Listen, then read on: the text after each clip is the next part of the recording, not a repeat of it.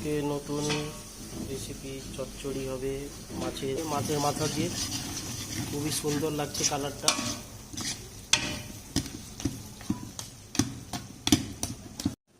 এবার শাক নানা রকমের ভেজিটেবল সব পড়ছে, কষা হয়ে গেছে। এটা হবে ভালো করে।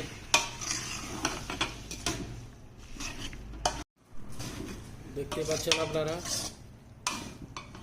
মোটামুটি হয়ে গেছে, আর একটু বাকি আছে। খুবই সুন্দর কালার হয়ে উঠে এসছে।